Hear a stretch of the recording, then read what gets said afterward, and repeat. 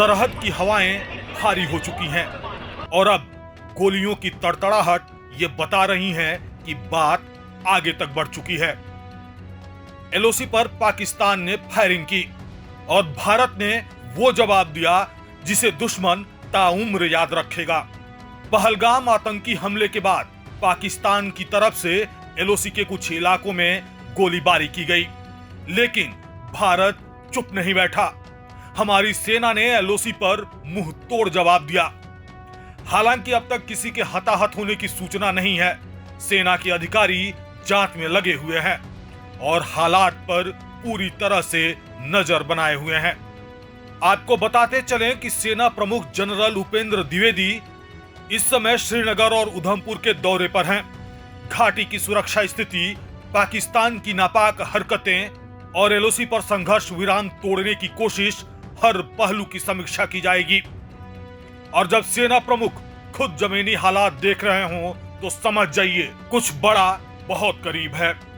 भारत की option book खुल चुकी है। 3 निशाने, 3 खतरे और भारत।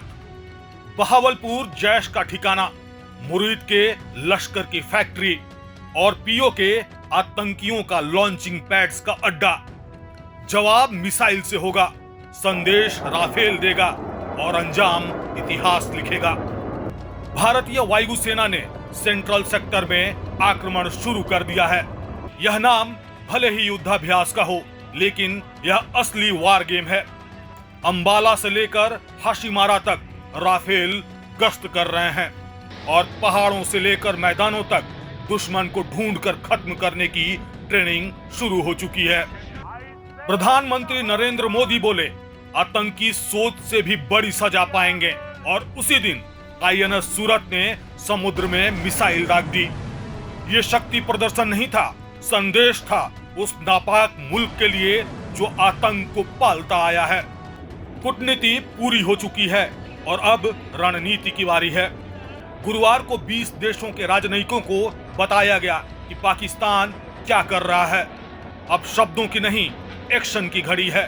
पीओके में लॉन्च पैड्स की पहचान हो चुकी है, बस अब आदेश बाकी है।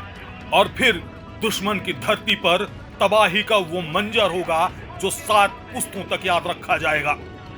एलओसी अब सिर्फ सीमा रेखा नहीं है, यह रणभूमि बन चुका है। दुश्मन ने सीमा लांघने की सोची और अब भारत उसे इतिहास से मिटाने की सोच चुका है। बम कब गिरेगा? जवाब है जब वक्त आएगा, और भारत वो वक्त खुद तय करता है। प्रभातखबर.com